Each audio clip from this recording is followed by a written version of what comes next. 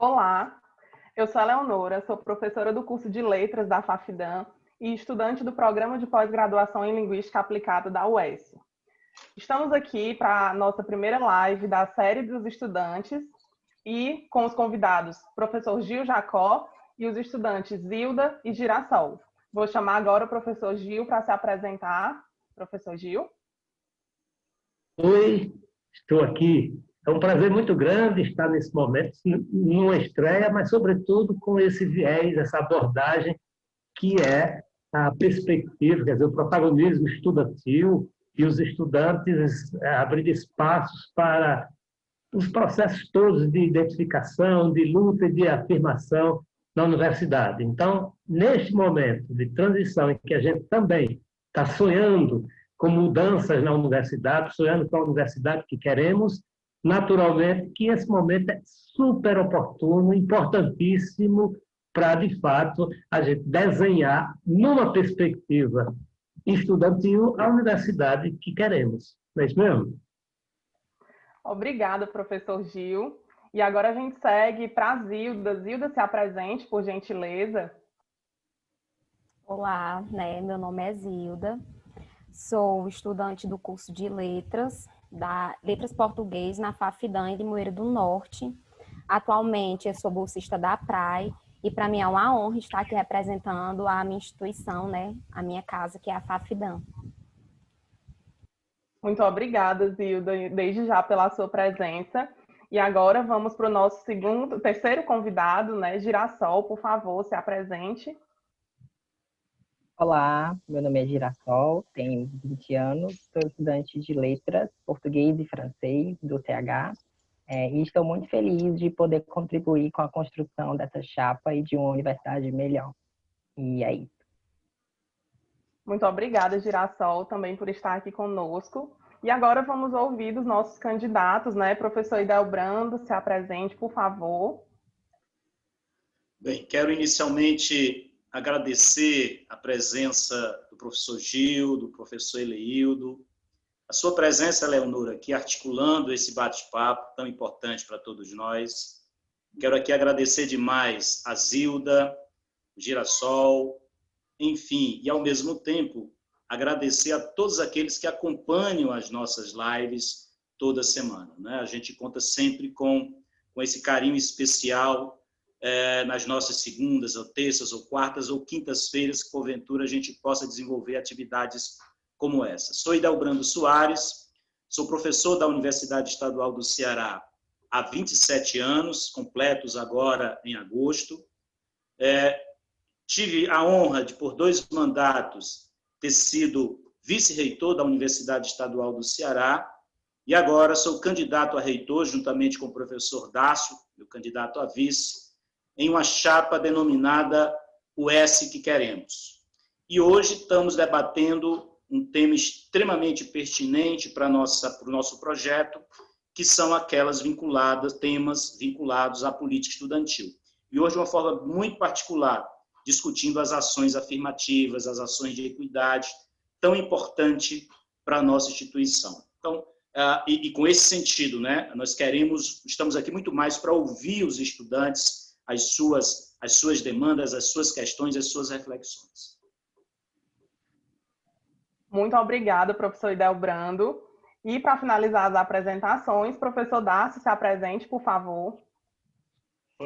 Olá a todos, como estão todos? Professor Gil, professora Eleonora, obrigado pelo convite aqui para essa sala maravilhosa, com 2 estudantes muito empolgados aí, o Girassol, a Zilda. É um prazer estar com vocês aí, aqui hoje, discutindo o que eu discuti muito durante a minha graduação, que é política estudantil, Eu fui de centro acadêmico, então a gente tem assim uma afinidade por discussões políticas, de política estudantil. Fui residente também, sempre briguei aí pela residência, então é muito interessante. Sou Dácio Teixeira, sou candidato a vice-reitor na chapa com meu amigo Idelbrando Soares, que está hoje fazendo essa live direto de Canindé, nossa terrinha.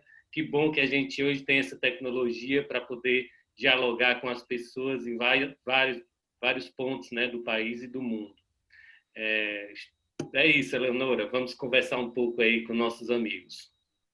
Obrigada, professor Dácio. E antes da gente iniciar, a UESC que queremos, ela é democrática, inclusiva e inovadora. Para isso, nós precisamos trabalhar com a construção conjunta de propostas que construam a nossa universidade. Existem muitas formas de a gente falar disso, mas hoje nós convidamos o professor Eleildo Alves, professor do curso de Letras do CH, para usar a literatura para mostrar para a gente um pouquinho sobre o poder da construção coletiva. Eleildo, é com você. Tecendo a Manhã, de João Cabral de Melo Neto. Um galo sozinho não tece uma manhã. Ele precisará sempre de outros galos. De um que apanhe esse grito que ele e lance a outro, de outro galo que apanhe o grito de um galo antes e o lance a outro, e de outros galos que com muitos outros galos se cruzem os fios de sol de seus gritos de galo, para que amanhã, desde a teia tênue, se vá tecendo entre todos os galos, e se encorpando em tela entre todos, se erguendo tenda onde entrem todos, se entretendo para todos no todo, amanhã que plana livre de armação, amanhã todo de um tecido tão aéreo que tecido se eleva por si. Luiz Balão. Obrigado, Eleonora. É um prazer estar aqui com vocês. Muito obrigada, Eleildo. Então, vamos agora tecer nosso projeto, tecer a nossa UESC que queremos. Nesse momento, eu agradeço muito aos convidados, professor Gil Jacó, Zilda, Girassol. Sejam muito bem-vindos. O nosso bate-papo vai ser dividido em 2 rodadas e, em seguida, a gente tem as considerações finais. Também agradeço muito a presença dos professores Idelbrando e Dácio, que estão aqui conosco, e que também vão contribuir para o debate, trazendo questões e propostas da chapa UESC que queremos. Nós vamos iniciar a discussão das pautas que envolvem a nossa temática principal, políticas estudantis. Com a contribuição de alguns estudantes que fazem parte do Comitê Jovem da chapa UESC que queremos, nós elencamos alguns temas para debatermos hoje, que, como o professor Idelbrando falou, dizem respeito às ações afirmativas de diversidade e equidade na nossa UESC. E aí nós gostaríamos de ouvir as contribuições de vocês, estudantes, acerca das políticas estudantis com foco na diversidade e na equidade. Chamo o Girassol nesse momento. Girassol, você gostaria de falar um pouco sobre esse tema, sobre a questão da comunidade LGBTQIA+, na nossa universidade? Olá, com toda certeza. Reforço aqui, a priori, o meu agradecimento, né, a minha gratidão pelo convite. Acho que esses momentos são muito importantes para que a gente possa entender a nossa realidade, para que a gente possa construir vias de saída de forma a diminuir as desigualdades sociais, né? E é isso. Antes, acho que eu vou começar a minha discussão, primeiramente contextualizando um pouco o que é a comunidade LGBTQIA+, e por que essas siglas, né? Por que é uma discussão, é um tema que tem repercutido muito atualmente, e por que ele é importante. Antes, há alguns anos, há algum tempo, essa comunidade era chamada de uma comunidade de minoria, né? Então, eram essas minorias sociais que nós precisávamos promover direitos para que elas pudessem chegar a determinado lugar. E eu digo o contrário, não acho que somos minoria, né? Eu acho que estamos aí, inclusive, sendo muito maioria, mas é isso. O que é a comunidade LGBTQIA+. A comunidade LGBTQIA+, nada mais é do que uma comunidade formada por lésbicas, gays, bissexuais, travestis, transexuais e outras identidades e orientações sexuais, que são exatamente colocadas dentro desse mais e dentro dessas outras siglas, né? É importante que a gente contextualize, antes de a gente discutir vias de saída, um pouco da realidade do nosso país, que, já adiantando para vocês, é uma realidade muito absurda. Hoje, em termos de mortes de pessoas trans, nós somos o país que mais mata pessoas trans do mundo inteiro. Então, o segundo lugar, que é o lugar do México, o México ele é como se o Brasil tivesse 3 vezes a mais do que ele. Então, é um distanciamento enorme, é coisa absurda. Então, a realidade brasileira para as pessoas LGBTQIA+, é realmente muito estranha, é muito violenta e, infelizmente, muitas pessoas morrem. Só em 2019 foram 329 pessoas mortas por serem LGBT, de acordo com o Grupo Gay da Bahia. O Grupo Gay da Bahia, que é uma ONG que, enfim, cuida desses relatórios, que estuda. Inclusive, o nosso país não tem uma entidade oficial que, de fato, cuida desses números, cuida dessas pessoas. E isso mostra uma grande lacuna que existe, né, na promoção desses direitos humanos. Só falando um pouquinho sobre a comunidade trans, agora em 8 meses de 2020 até o mês passado, aliás, até o mês retrasado, a gente teve 129 pessoas trans mortas. Isso é um aumento de 70% em relação ao mesmo período no ano passado. E, inclusive, no ano passado, o ano inteiro, nós tivemos 124 pessoas mortas e o número desse mês, de 8 meses, já supera isso. Então, nós estamos em um período atípico de uma história mundial, onde as pessoas realmente estão dentro das suas casas e a gente tem um número muito mais elevado do que o ano inteiro do ano passado, né? Então, é realmente muito violento, é bizarro, é muito estranho e a gente precisa, de fato, ver o que está acontecendo. E aí eu vou trazer um pouquinho da realidade cearense, né? Dessas 329 pessoas que foram mortas, só no Nordeste foram 117 e no Ceará o Ceará tem o 6º lugar, foram 20 pessoas mortas no ano passado. A gente teve, nos anos anteriores, o assassinato de Dandara, né, um assassinato violento que aconteceu ali no Bom Jardim. E por que eu estou trazendo esses dados? Né? Porque a gente precisa vê-los, a gente precisa ver um pouco da realidade dessas pessoas, para que a gente possa entender como que isso funciona dentro das universidades e como que as universidades podem ser um lugar de salvação, né? Ao invés de ser um lugar de apedrejamento dessas pessoas, mas que possa ser um lugar onde haja o acolhimento. A gente sabe que a graduação não é um período fácil, é um período em que as pessoas, de fato, estão muito tempo dentro das universidades, e que muitas vezes a universidade serve como esse lugar de segurança. Eu digo por mim mesma, eu digo por outras pessoas que conheço, em que a universidade se torna, assim, esse lugar onde eu posso encontrar pessoas e posso ser quem eu sou. Só que muitas vezes, dentro das universidades, a gente encontra muito entraves na conquista dos nossos espaços, na conquista dos nossos direitos básicos, e isso é muito desestimulante, isso é muito violento com os nossos corpos. E aí, falando um pouquinho sobre a minha trajetória dentro da UES, eu estou no 3º semestre, agora vou iniciar o 3º semestre. Eu sou uma pessoa trans, não binária, então eu não identifico nem como um menino, nem como uma menina. E entrei na universidade sem saber para onde ir, né? Então, sem ter um direcionamento do que fazer, sem uma entidade que de fato apoiasse e falasse, olha, você precisa seguir esses caminhos, se você precisar, nós estaremos aqui. Então, eu acho que existe uma lacuna muito grande na nossa universidade de fato, a universidade cuidar dessas pessoas.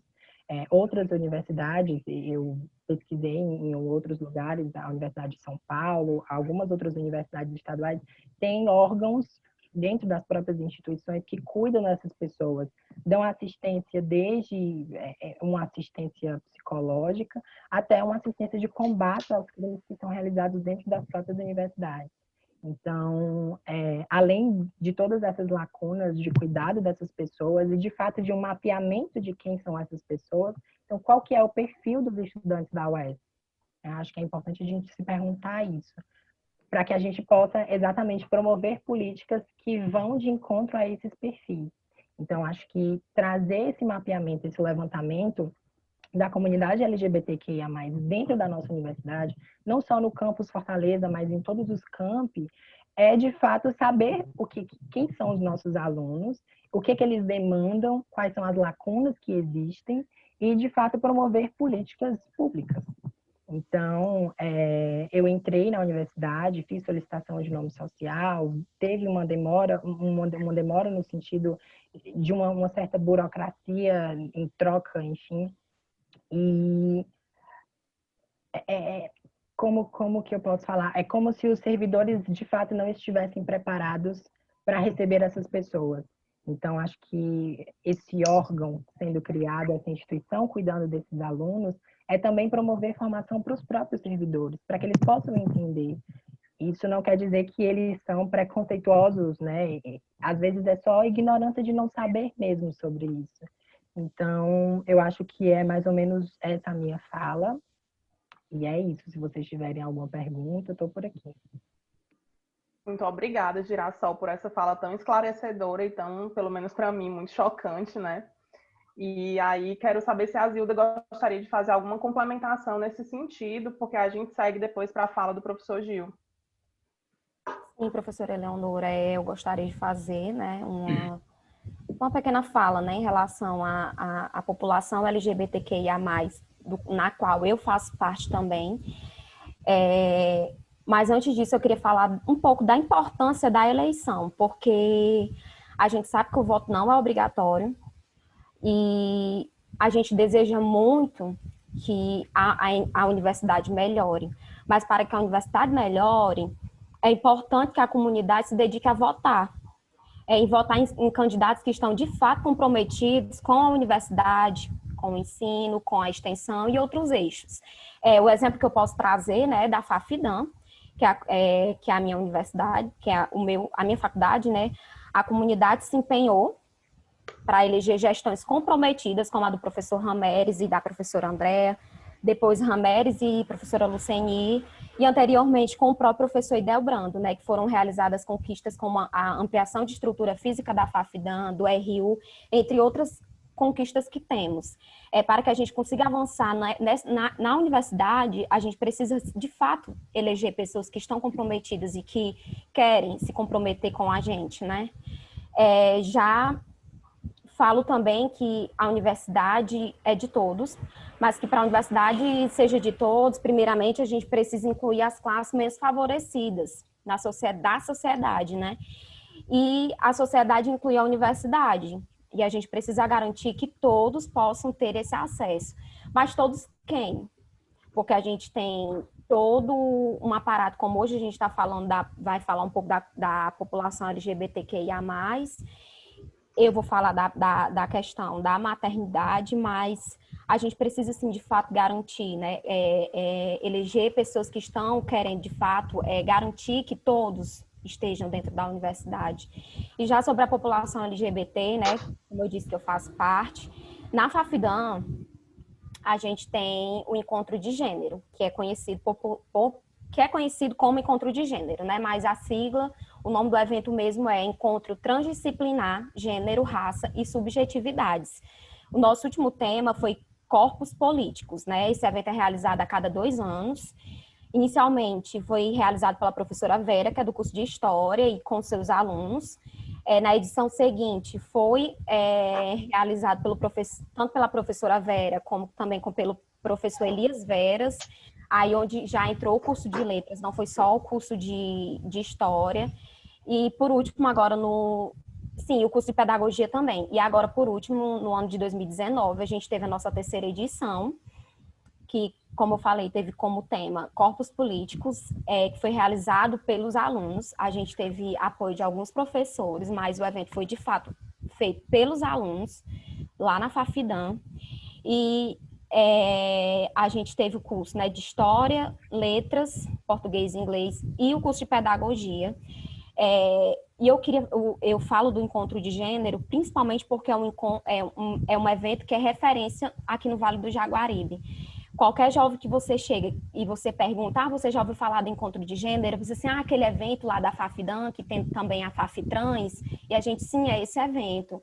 Mas eu falo dele na importância de haver esse tipo de eventos, não só no campus da Fafidam, né? Mas em todos os campos, porque principalmente como forma de combater as violências por homofobias, por transfobias, lesbofobias, enfim.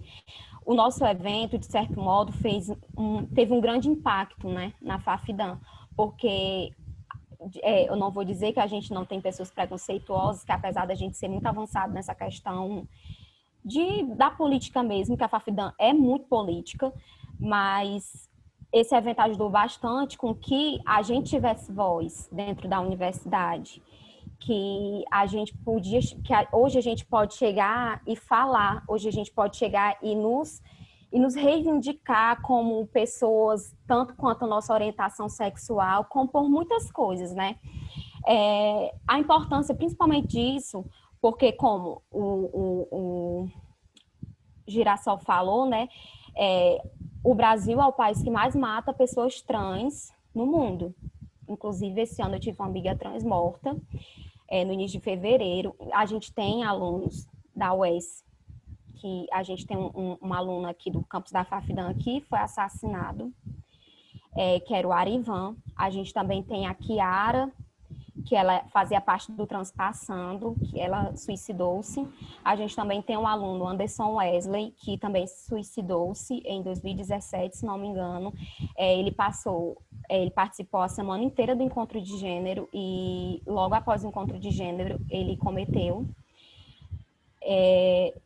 esse ato, e a gente não pode dizer que esses acontecimentos foram diferentes, porque se eles aconteceram, é fruto de uma sociedade preconceituosa. E eu acredito que eventos como o Encontro de Gênero fazem muita diferença, não só na comunidade, não só na academia, não só na comunidade LGBT, né? Mas num todo, na própria sociedade, não só acadêmica, mas de fora da instituição. Muito obrigada, Zilda, por essa fala também muito esclarecedora, né? E aí eu queria chamar o professor Gil para fazer as considerações sobre esse tema, para que a gente possa continuar a nossa discussão.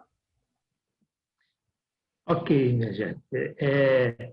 Eu acho a fala de Girassol e de Zilda, eu acho que tem uma força muito grande que nos leva, de fato, a pensar a questão das políticas de assistência estudantil, da política de assistência estudantil no geral na universidade, né?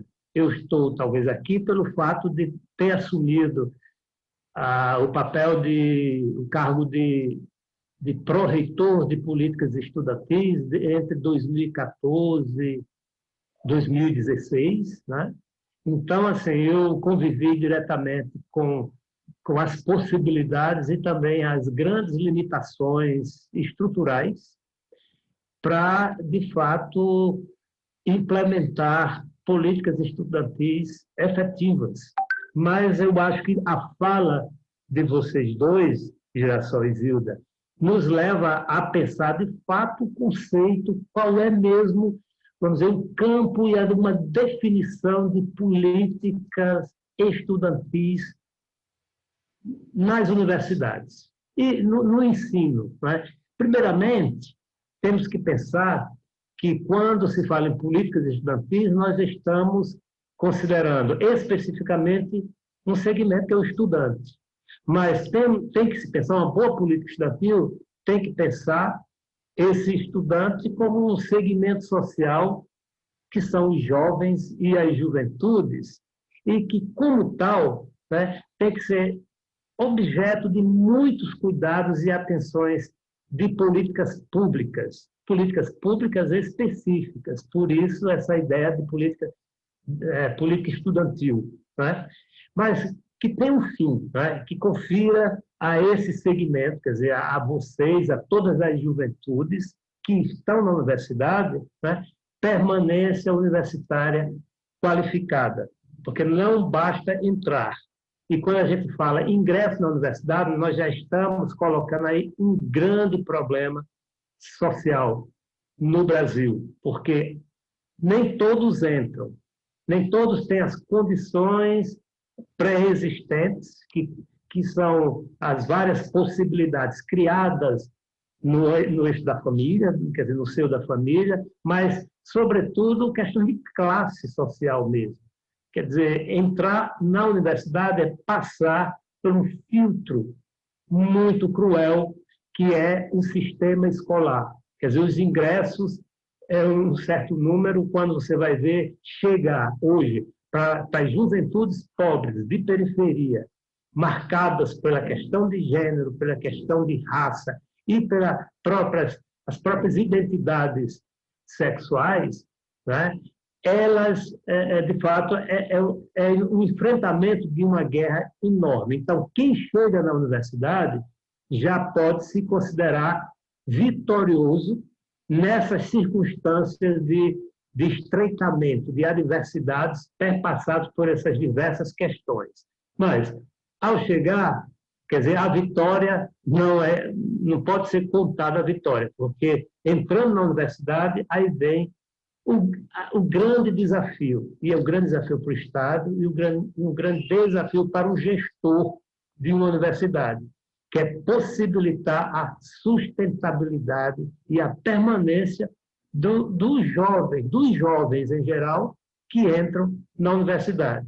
Mas essa sustentabilidade, ela não é só econômica, né? Mas ela abrange e exige essa permanência do ponto de vista objetivo, né? Você tem que se reproduzir, tem que viver, mas também do ponto de vista subjetivo, sociocultural, acadêmico e, inclusive, profissional, né? Então, o desafio e vocês colocam isso muito bem, é exatamente qualificar a permanência e a qualidade de vida do estudante na universidade. E quando se fala em qualidade de vida como um dos objetivos, né, da política de assistência estudantil, uma das questões principais é combater as formas de desigualdade, de hierarquização, que é sempre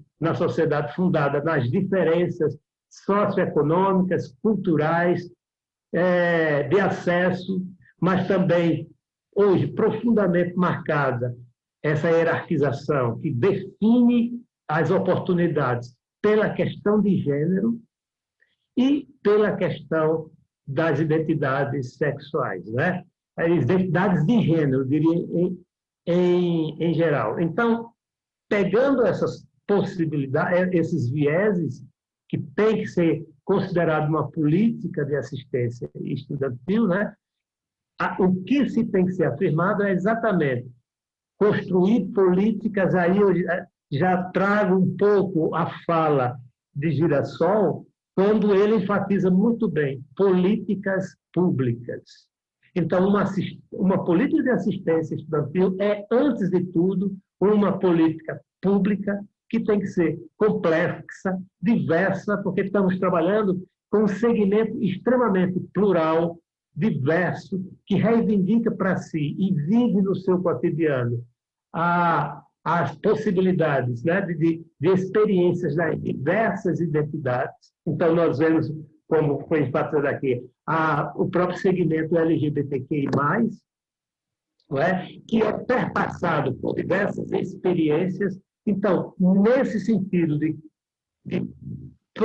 perceber que são necessárias políticas públicas voltadas para um segmento específico, que é as juventudes marcadas por diversas hierarquizações e desigualdade, uma das questões é exatamente contribuir na inversão de autorrepresentações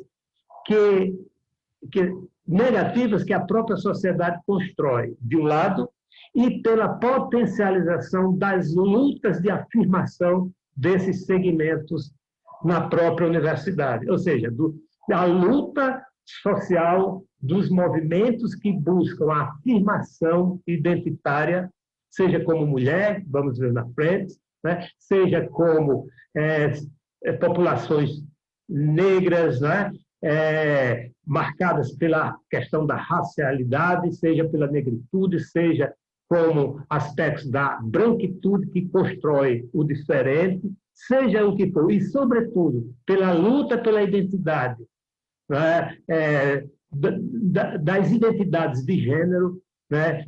representada hoje pelo movimento LGBTQI+, fora da universidade, na sociedade, e ao chegar na universidade, acho que, pensando políticas estudantis, é exatamente a possibilidade da criação, não só da política mais geral, como de criação de programas, projetos, dispositivos que venham ou a afirmar o processo dentro da universidade ou a potencializar todo esse capital político que os jovens e as jovens trazem para dentro da universidade. E é importante, nesse sentido, o que Girassol fala. A universidade, hoje, eu já falei, inclusive, conversando com o Idelbrando, a respeito da violência, né, que se abate contra os jovens de periferia. E quando esses jovens entram na universidade, a universidade é um lugar das pessoas incorporarem novas perspectivas, conhecimentos que devem ser emancipadores.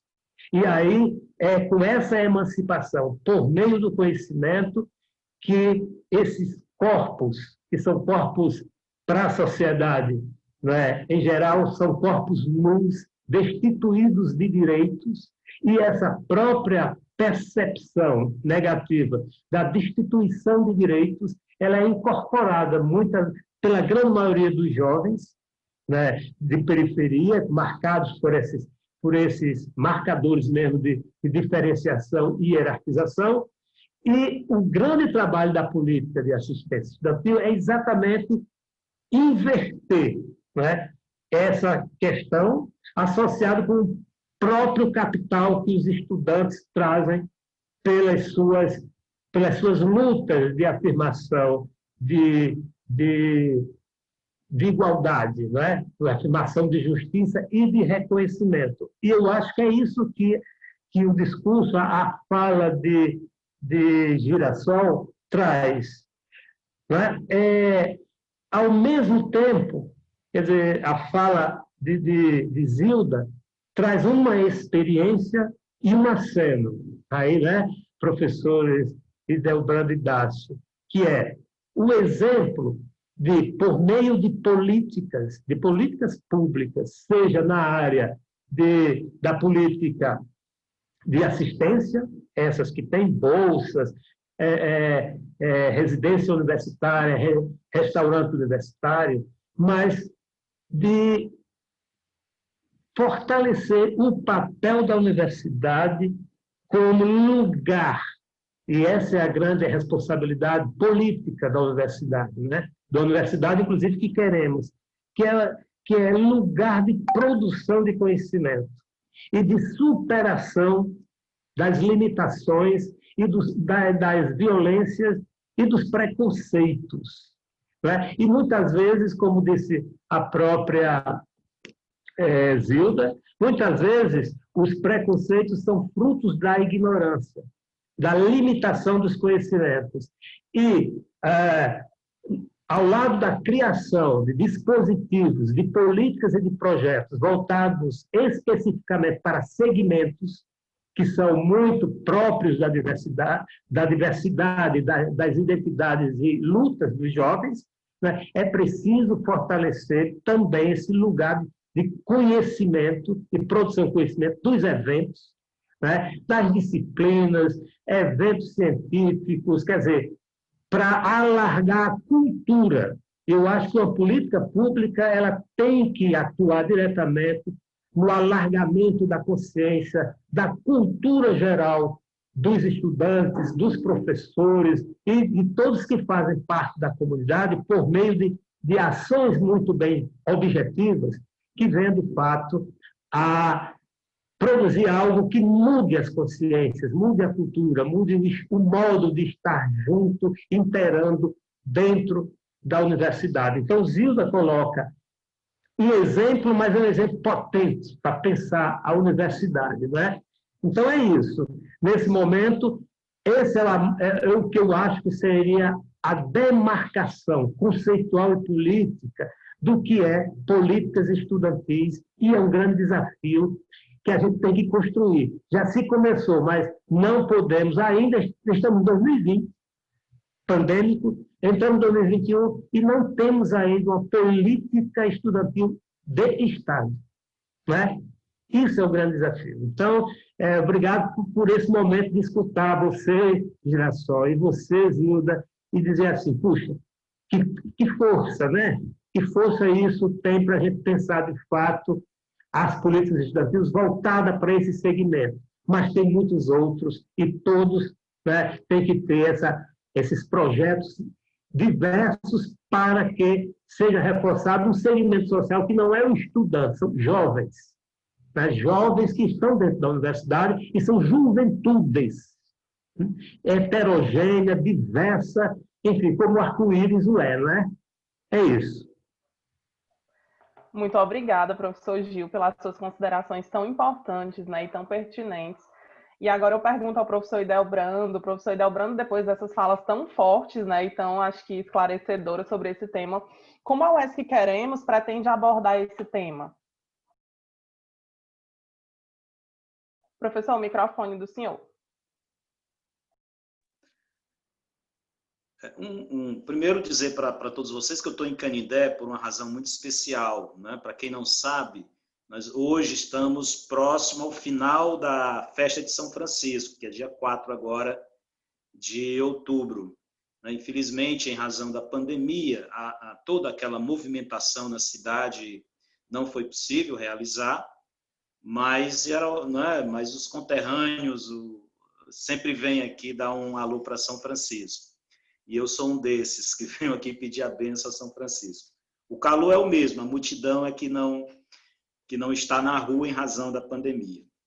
Mas, olha, ouvir Girassol, ouvir Zilda e ouvir o próprio Gil nos coloca diante de um grande desafio como universidade, não é? A universidade precisa ouvir mais a sua juventude. Eu acho que essa é uma questão que a gente tem nós não praticamos muito na universidade, né? De ouvir a juventude da própria instituição, na sua diversidade, né? Pensar as políticas a partir dessa escuta, né? Essa prática a gente precisa ampliar dentro da instituição. Daí, quando a gente apresenta a bandeira de mais democracia para a universidade, o sentido é um pouco esse, né? Da gente inverter um pouco mais essa pirâmide e a base poder ser protagonista de um processo também de gestão, né?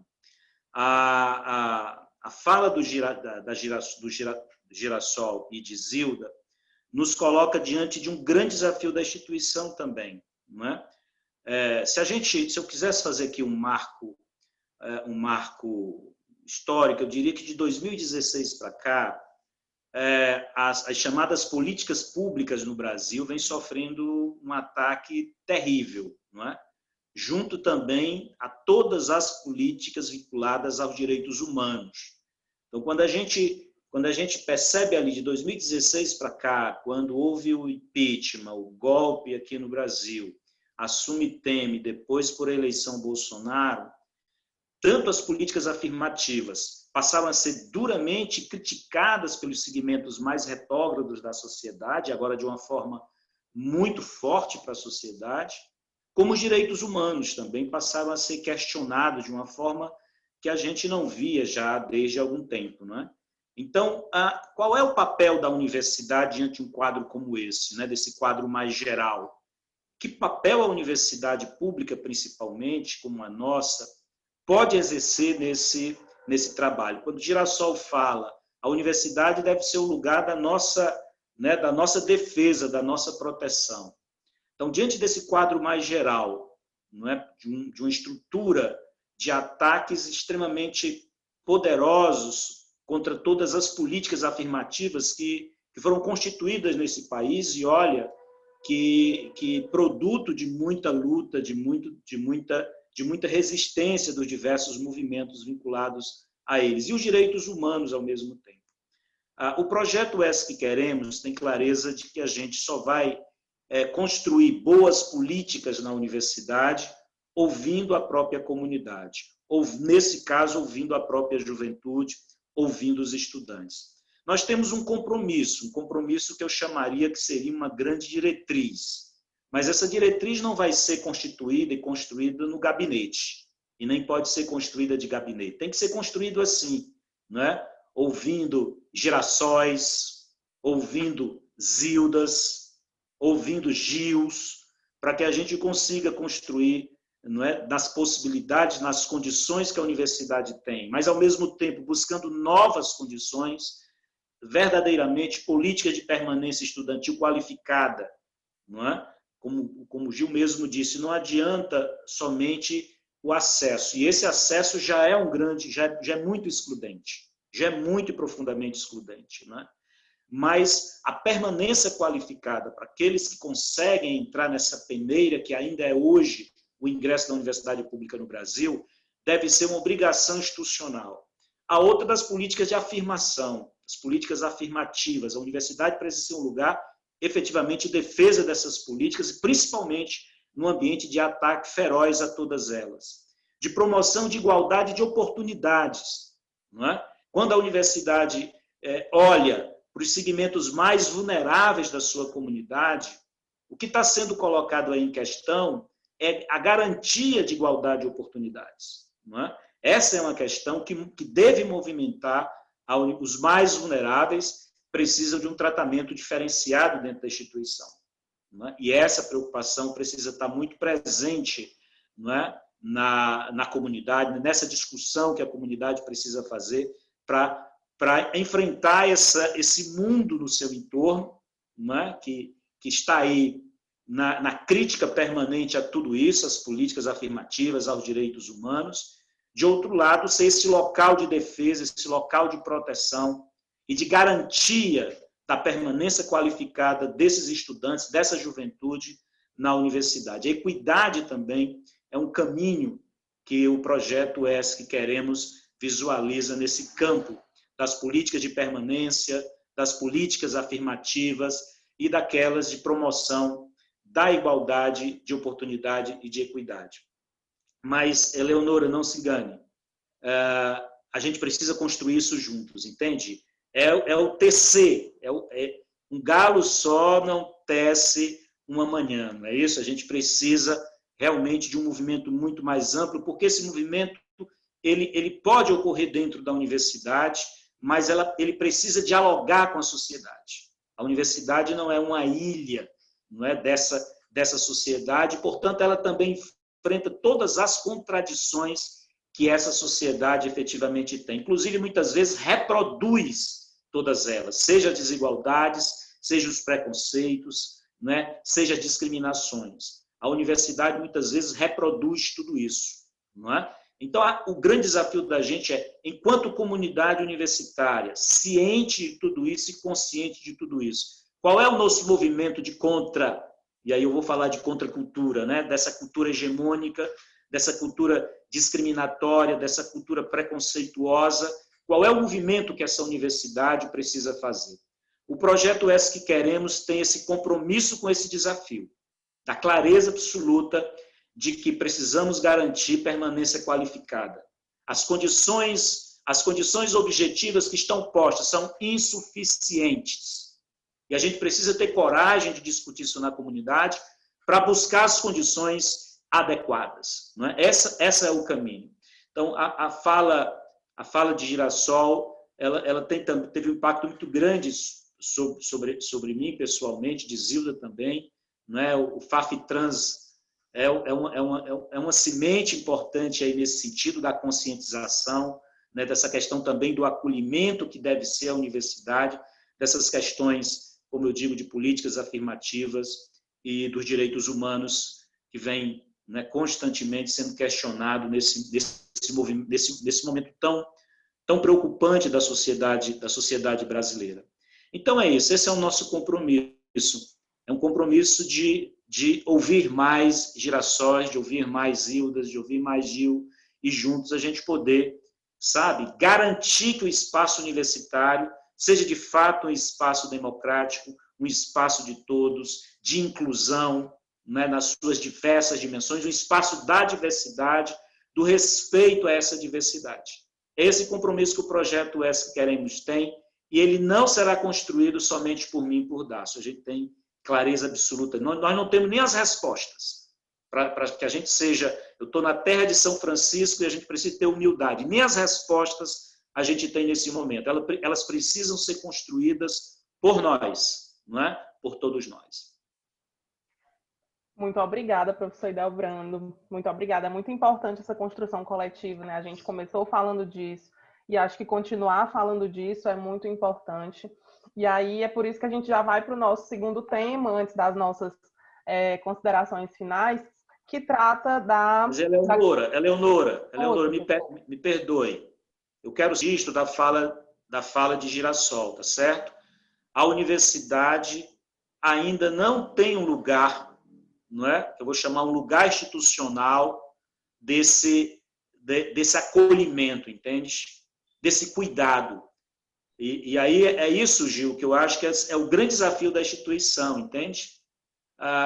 A universidade precisa considerar que a existência desse lugar ele é condição inicial de qualquer grande ação da instituição, não é? Eu vi várias experiências em outras universidades. É claro que a gente sempre tem que estar trabalhando aí as diferenças, os tamanhos, as dimensões de cada uma delas, mas há um caminho que a Universidade Estadual do Ceará deve trilhar.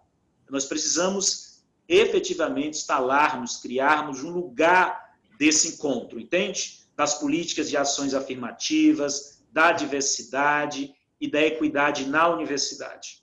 Né? Sem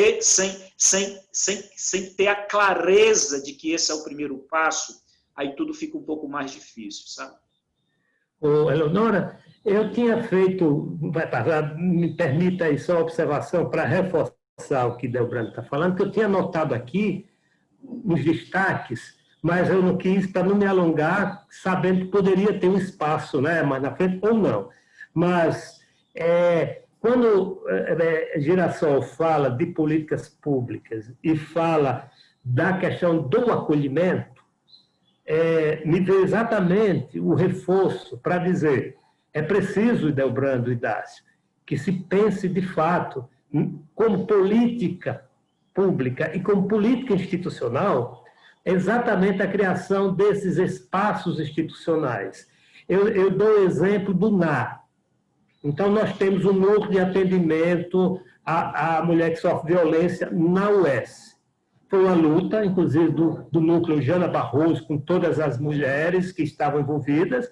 É preciso, de fato, criar esse espaço de acolhimento para as populações LGBTQI+, né? Também criar algo que ainda não temos, que é uma referência na questão para lidar em todos os aspectos culturais, inclusive jurídicos, da questão racial, tá certo? Da defesa dos direitos da população étnico-racial marcadas, né, na universidade. E um detalhe muitíssimo importante que Girassol falou, que criar esses espaços institucionais como política e desenvolver uma ação de formação e preparação de todos os servidores. Isso é muito importante, Girassol falou. E eu dou um exemplo. Foi, eu acho que em 2013, 2014, não me lembro bem, que a universidade produziu uma regulamentação sobre o direito do uso social das populações LGBTQ. Né? Está lá, a resolução está lá. Mas eu ouvi depoimentos exatamente de situações em que pessoas trans, né, enfim, iam procurar exatamente, tínhamos um marco jurídico, administrativo, mas chegavam nos espaços onde deveria ali ser um momento de afirmação desse direito, e os próprios estudantes se sentiam super constrangidos, ou às vezes nem sabiam, né? Os funcionários, nós não sabíamos lidar com isso. Então, esse destaque eu queria dar exatamente para dizer, é a criação das estruturas com seus marcos legais e um processo de investimento, de formação em todos os recursos humanos para que todo o grupo, toda a institucionalidade da universidade esteja a serviço da afirmação, né, de todas essas diversidades no seu cotidiano, no modo de funcionamento. Então, eu queria dar esse exemplo e dar esse reforço, reforçando a sua fala quando pensa as perspectivas de gestão para a universidade. Então, era isso, viu? Leonora. Professor Gil, o tempo é muito curto para falar muita coisa, né? O assunto é bastante amplo e importante, né? A política estudantil foi pensada muito pelo professor Idelbrando durante a gestão dele, né? E do professor Jackson, ampliaram significativamente o número de bolsas, né? Inclusive uma bolsa diferenciada, né? Ligada ao FECOP para alunos de baixa renda, né? Ainda temos muito que trabalhar, né, para ampliar essas bolsas. Também foi pensado, né, a questão dos restaurantes universitários, que a questão do aluno ficar na universidade, né? Muitas vezes não tem o recurso nem para comer, se alimentar. Então, a ampliação desses restaurantes universitários para o interior do estado, né, refeitórios, foi muito bom na gestão do professor Idelbrando, uma gestão que trabalhou bastante a política estudantil também, né? Eu queria falar o nome aqui do professor, que não está presente aqui, é o professor Emerson, né? Que trabalhou juntamente com a equipe lá para essa política estudantil. É isso. Muito obrigada, professor Dácio, e a todos que fizeram suas considerações sobre esse tema, né? Realmente é um tema que gera muita discussão. E aí a gente segue agora para as nossas considerações finais, né? Gostaria que os convidados, né, Girassol, Zilda, professor Gil, fizessem suas considerações finais sobre esse tema de forma objetiva para a gente seguir para a fala dos professores Idelbrando e Dácio. Girassol. Oi. Realmente a conversa é de fato muito complexa e não há como nós lançarmos um olhar singular, simplista, para esse assunto que é muito complexo. Ele é atravessado por muitas questões e, de fato, ele merece um discurso e políticas que também são muito complexas. Então, realmente foi um momento muito importante e eu espero que nós possamos aí construir momentos cada vez mais como esse. E, enfim, é isso. Reforça a importância da universidade na construção e é isso. Muito obrigada, Girassol. Zilda?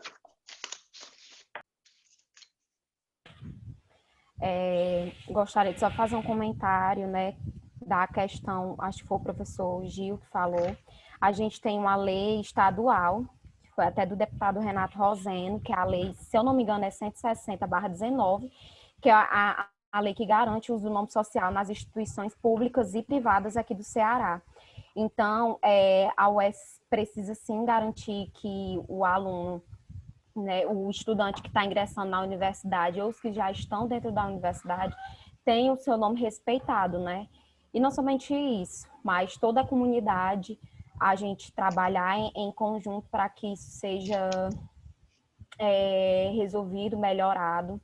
Gostaria muito de agradecer pelo convite e espero poder conversar mais vezes com vocês. Muito obrigada, Zilda. Seguimos agora para o professor Gil, para suas considerações. Professor, seu microfone.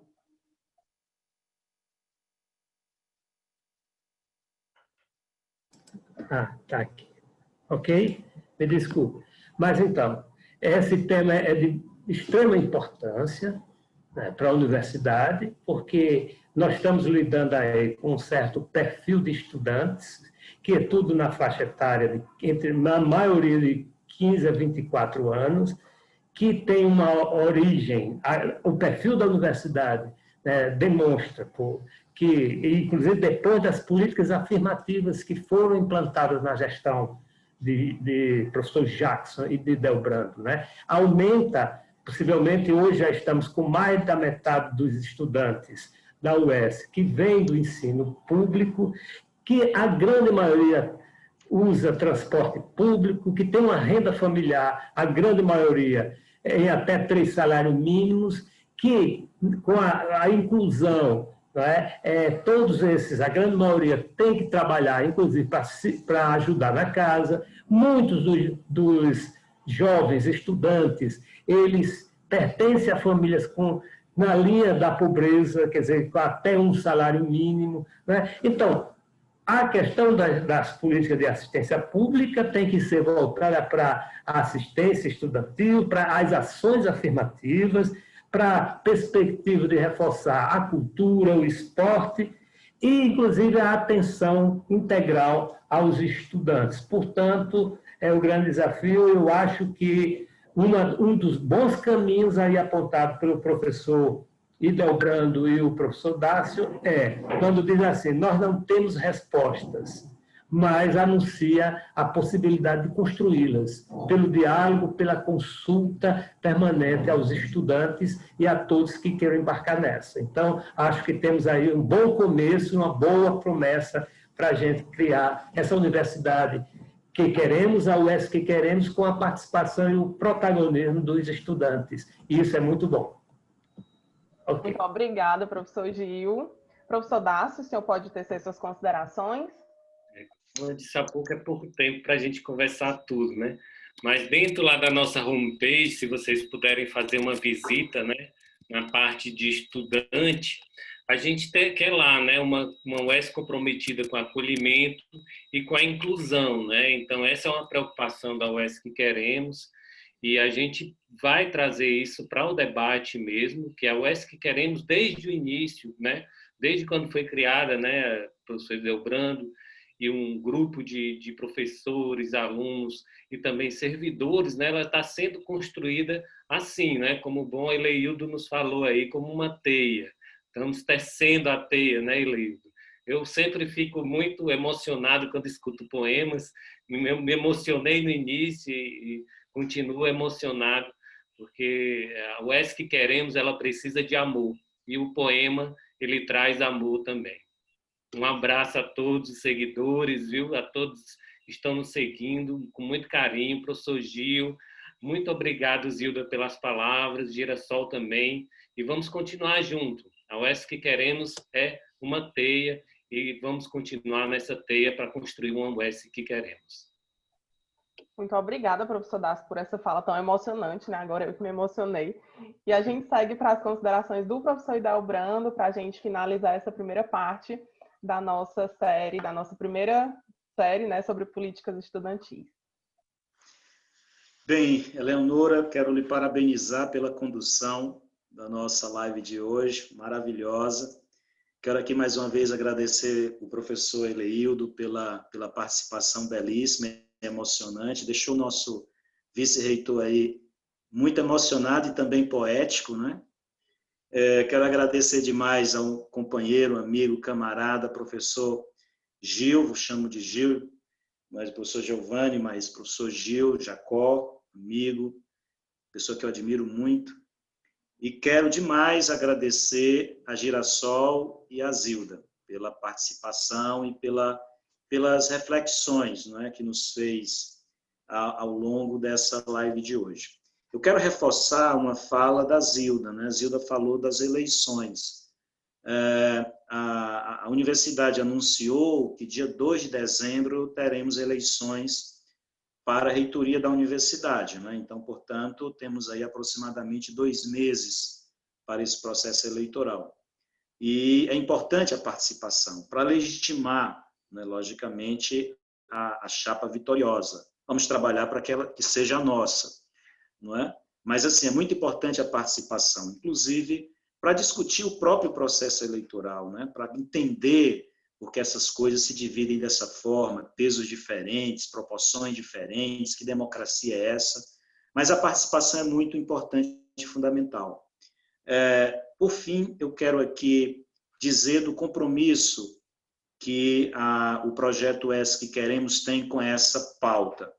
A universidade precisa ser um lugar da discussão, do acolhimento e do estabelecimento de ações no campo, como eu digo, de uma permanência qualificada do nosso estudante, quando a gente verifica a origem social dos nossos estudantes, mostra que a universidade precisa fazer muito mais. Se ao longo desses últimos 8 anos, o professor Jackson, né, com a participação minha, do Gil, de mais amigos, chegamos aonde chegamos, isso não significa dizer que chegamos ao final do caminho. Estamos ainda na estrada, estamos ainda no percurso, tem muita coisa para ser construída, e nós temos a clareza que essa construção não pode ser, como eu já disse, de gabinete, é uma construção com a comunidade, ouvindo a juventude. É a força mais transformadora que a universidade tem hoje, é a sua juventude. E a gente precisa apostar nisso, entendeu? Então, assim, a política de ações afirmativas, de diversidade e de equidade, deve ser uma preocupação da universidade, porque isso também é condição da permanência qualificada. O objetivo final de toda política pública é que o nosso aluno entre na universidade, tenha todas as oportunidades de formação, de qualificação, e, ao mesmo tempo, se sinta acolhido, não é? Na sua diversidade dentro da universidade. E a universidade precisa construir essas condições. E essas condições são construídas no diálogo, no debate, na construção democrática, né? Da construção que inclui, na construção que considera que toda fala é uma fala importante, que toda fala deve ser respeitada, não é? Então, é nesse sentido que o projeto UESC Queremos acolhe todas as observações, todas as reflexões de Girassol, de Zilda, de Gil, e eu e Dácio queremos contar com vocês na tessitura, não é? Nesse fazer com as mãos dessa universidade que queremos, que deve ser a universidade de Girassol, de Zilda, de Zil, de Gil, de Eleonora, de Delbrando, de Dácio, enfim, de todos aqueles que fazem parte dessa comunidade. Muito obrigada, professor Idelbrando, professor Dácio, professor Gil, a todos que estiveram aqui presentes, Gilda, Girassol, Eleildo. É assim que a gente pretende construir a nossa UESC que queremos, porque a gente acredita nessa construção conjunta para que a gente tenha uma universidade democrática, inclusiva e inovadora. Muito obrigada a todos vocês que ficaram até agora nos assistindo. Sigam a gente nas redes sociais, Instagram, Facebook, e acessem nosso site para ver as nossas propostas. Um abraço e até a próxima. Tchau.